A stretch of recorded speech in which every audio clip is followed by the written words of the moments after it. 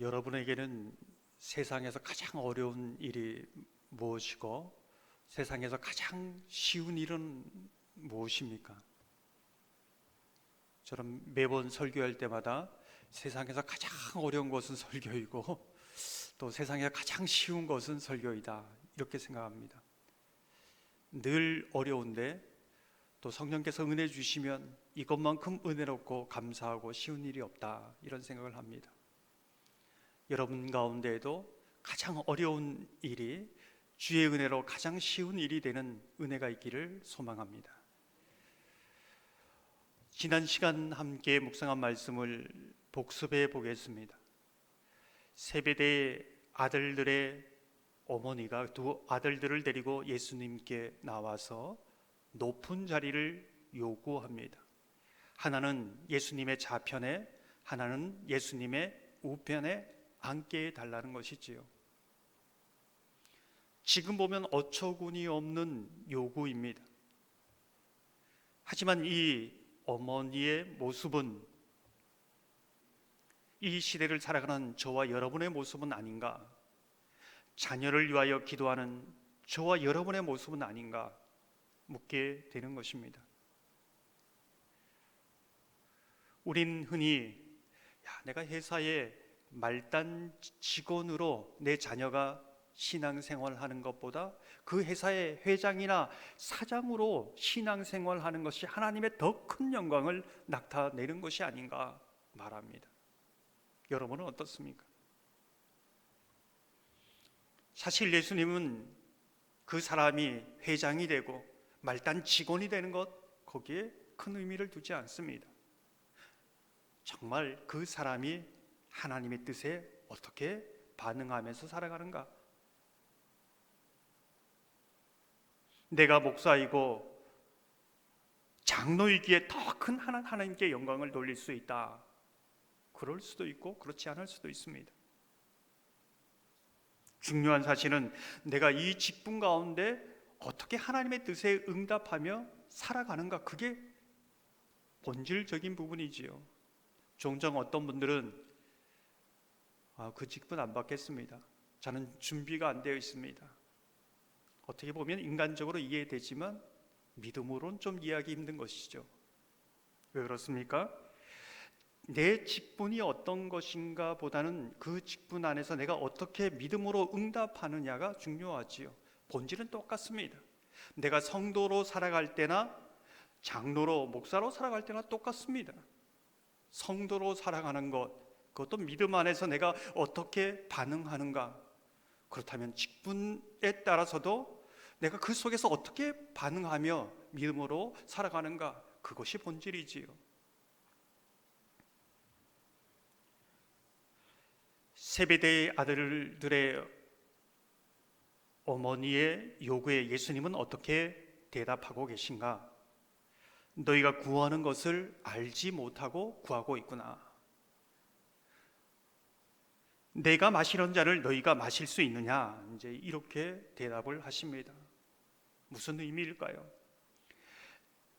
진정한 섬김이 무엇인가? 진정한 높아진다는 것이 어떤 것인가를 말씀하고 있는 것이지요.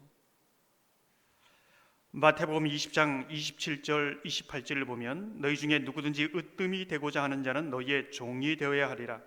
인자가 온 것은 섬김을 받으려 함이 아니라 도리어 섬기려 하고 자기의 목숨을 많은 사람의 대속물로 주려 함이니라. 흔히 우리가 섬긴다고 하면 사람을 잘 섬기는 것, 또 어떤 일을 하면서 섬기는 것, 이것을 생각하기 쉽습니다. 아주 틀린 것은 아니지요. 예수님은 우리를 섬겼지만 엄격히 말하면 하나님 아버지를 섬긴 겁니다. 더 구체적으로 말하면 하나님 아버지의 뜻에 순종함으로 우리를 섬긴 것이지요. 섬김의 주체가 하나님입니다. 우리가 아닙니다. 이러한 사실은 오늘 우리가 하나님을 섬긴다는 것에 대한 통찰력을 줍니다. 이렇게 보면 세베대의 아들들의 어머니, 그 어머니의 요구가 정말 자신도 무엇을 구하는지 모르고 구했다는 것을 알게 됩니다. 왜 제자들이 이 사건에 대해서 다투고 분쟁했는지를 알게 되는 것이지요. 왜 그렇습니까? 섬김의 주체가 사람이었습니다. 사람을 섬겼기 때문에 그렇지요. 사람들이 자신을 인정해주고 사람들이 높여주고 사람들이 인정하지 않으면 내가 낮아진다고 생각했기 때문에 섬김의 주체가 잘못된 것입니다. 그것을 말해주고 있는 것이지요. 우리의 다툼과 원망이 어디에서 나오는가를 보여줍니다. 저와 여러분이 어디서나 무엇을 하거나 섬김의 주체가 하나님이 되고 그 섬김이 하나님께 영광이 되는 은혜가 있기를 소망합니다. 오늘 본문을 보면 여러분이 잘 아시는 이야기, 여리고 맹인이 눈을 뜨는 사건입니다. 이 사건은 저와 여러분에게 무엇을 말해주고 있는가? 사실 여리고에서 세리장 삭개오가 변화되는 사건, 그 사건이 있은 이후에 이 사건이 있는 것으로 보여집니다. 이제 여리고를 떠나갈 때에 이 두 맹인이 눈 뜨는 사건이 이제 있는 것이지요. 이 사건도 세베대의 아들들의 어머니의 요구, 제자들의 다툼 속에서 예수님께서 정말 진정한 섬김이 어떤 것인가, 예수님을 섬긴다는 것이 어떤 것인가를 말씀하셨듯이 오늘도 같은 이 섬김의 주제로 말씀하고 있습니다. 두 맹인은 예수님을 간절히 부르짖고 있습니다. 예수님을 부른 이유는 분명합니다. 눈을 뜨기 위한 것이지요. 32절에서 33절을 보면 예수께서 머물러 서서 그들을 불러 이르시되 너에게 무엇을 하여 주기를 원하느냐? 이르되 주여 우리의 눈 뜨기를 원하나이다. 하지만 예수님이 그들의 눈을 뜨게 해 주었을 때 그들은 어떻게 하고 있는가? 34절을 보면 이렇게 말씀합니다. 예수께서 불쌍히 여기사 그들의 눈을 만지시니 곧 보게 되어 그들이 예수를 따르니라. 이런 구절을 자세히 보면 보게 되어 그들이 예수를 따르니라. 상식적으로 보면 보게 되었으면 집으로 돌아가야지요. 근데 모든 것을 버리고 예수님을 따라가고 있습니다. 보게 되었지만 예수님을 따르고 있다. 다른 말로 하면 보는 것이 그들의 예수님을 찾는 목적이 아니었다는 것이죠. 처음부터 예수님을 따르는 것이 목적이었는지 아니면 이 눈을 뜨는 것이 목적이었는지 알 수는 없습니다. 다만 그 목적이 분명히 예수님으로 바뀌었다는 겁니다. 이 사건은 오늘 살아가는 저와 여러분에게 무엇을 말해주고 있는가? 오늘 이 두 맹인처럼 인생의 절체절명의 문제를 만날 수 있습니다. 아니, 크고 작은 문제를 만날 수 있습니다. 어떻게 해야 하는가? 주님께 나와 부르짖으며 끈질기게 이 두 맹인처럼 기도해야 된다는 것을 보여주고 있습니다. 너무 기복 얘기하지만은 오늘 보면 인생의 우리의 고통의 문제, 고난의 문제에 대해서 예수님이 멈추어 서서 그들의 소리를 듣고 고쳐주는 것처럼 예수님은 우리를 향하여 그 마음을 향하고 있습니다. 그리고 부르짖고 기도하는 그 사람들 속에 멈추어 섰습니다. 가던 길을 멈추어 돌아오십니다. 수많은 무리가 따랐지만은 예수님에게 절박하게 예수님의 옷자락을 붙들고 나갔던 사람 그리 많지 않습니다. 그러나 두 맹인은 부르짖습니다. 예수님 아니면 안 됩니다. 근데 예수님이 그것을 기뻐하십니다. 그리고 해결해 주십니다. 사실 맹인은 이 고난, 아픔, 눈물, 멸시 이런 문제가 아니었으면 예수님께 나와 부르짖었겠습니까?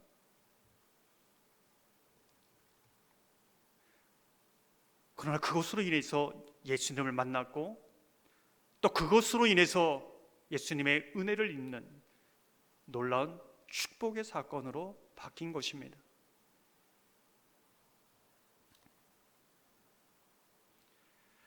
우리가 놓치지 말아야 될 것은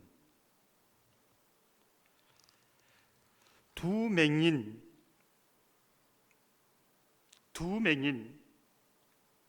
눈을 뜨는 것이 내가 사랑하고 내가 섬겨야 할 예수님보다 크고 소중한가를 묻고 있는 것입니다. 내가 가지고 있는 이 엄청난 문제가 예수님보다 큰가 소중한가, 이것이 주인이 될 수 있다는 겁니다. 눈을 뜨는 것이 주인이 되면 진정으로 섬겨야 할 주인 예수님을 잃어버릴 수 있다는 것을 보여주는 것이지요. 그러나 이 두 맹인은 예수님이 주인이었습니다. 그래서 보게 되어도 예수님을 따르고 있습니다. 근데 오늘 주목하게 되는 것은 이 두 사람이 그들이 무리로 들어가서 예수님을 따라가기 시작합니다. 거대한 무리가 예수님을 따라가지요. 그들은 그 무리 속에 보이는 듯 보이지 않는 듯 가고 있습니다. 어쩌면 수많은 무리들은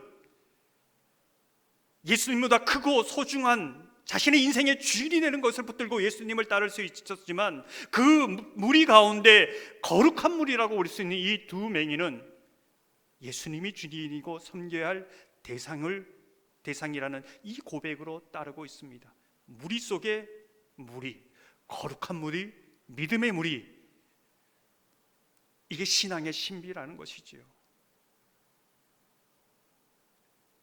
그러면서 성경은 저와 여러분을 향하여 이 질문을 던집니다. 우리가 무리를 지어 하나님을 섬기는데 무리 속에 어떤 무리로 살아가고 있는가? 이 많은 무리는 그 거룩한 무리를 향하여 이렇게 말합니다. 시끄럽다, 조용히 해라, 유난 떨지 마라. 그러나 믿음으로 주님 앞에 나아가는 이 두 맹인. 사랑하는 성도 여러분, 이 고난이나 주께 나와 부르짖을 때 만나주시고 해결해 주시는 은혜가 있기를 소망합니다. 이 풍랑이 멈추는 것이 내 인생의 주인이 아니라 예수님이 내 진정한 섬겨하고 사랑하는 따라야 할 주인이라는 이 고백이 있기를 소망합니다. 수많은 무리 가운데 두 맹인처럼 거룩한 믿음의 무리로 살아가는 은혜가 있기를 주님의 이름으로 축원합니다. 이제 21장에 보면 예수님이 예루살렘으로 입성하는 그런 모습을 보여줍니다. 이 사건은 우리에게 무엇을 말해주고 있는가? 사실 예수님과 제자들 그 수많은 무리의 대부분은 예루살렘 입성하기 전에 갈릴리 사람, 시골 촌뜨기 무리들입니다. 그 무리들이 호산나 호산나 외치면서 주님은 진정한 우리의 메시아고 왕입니다 찬양하면서 예루살렘으로 입성해 들어가고 있는 것이지요. 그런데 또 다른 무리를 만납니다. 어떤 무리일까요? 예루살렘에 사는 무리들입니다. 이 두 무리가 부딪힙니다. 21장 10절 11절을 보면 이렇게 말씀합니다. 예수께서 예루살렘에 들어가시니 온 성이 소동하여 이르되 이는 누구냐 하거늘 무리가 이르되 갈릴리 나사렛에서 나온 선지자 예수라 하니라. 갈릴리 사람들은 예수를 메시아입니다, 호산나 호산나 하는데 예루살렘 사람들의 무리는 저 촌뜨기 사람들이 예수를 메시아라고, 그 사람이 누군데 이렇게 하고 있는 겁니다. 그런데 이 예루살렘의 사람들은 예수님 하나님을 믿는 사람들입니다.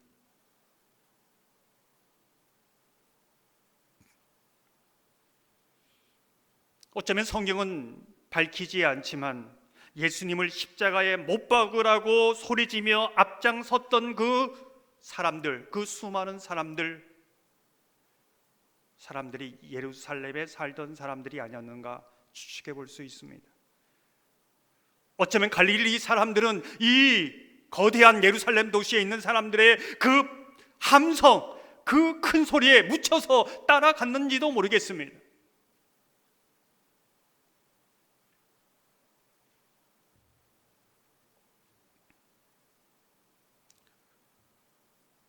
하지만 그 무리 속에 하나의 거룩한 무리, 믿음의 무리가 있었다는 것을 우리는 기억해야 합니다.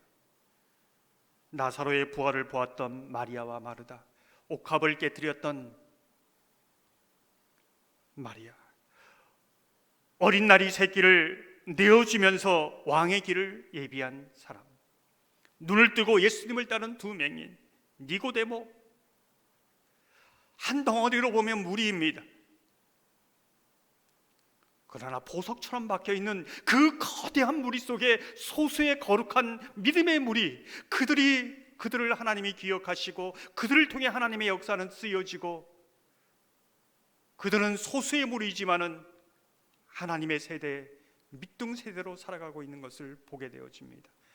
그 시대나 지금의 이 시대나 다르지 않다는 것입니다. 성경은 다시 한번 묻습니다. 사실 통계적으로 미국에서 통계를 냈지만은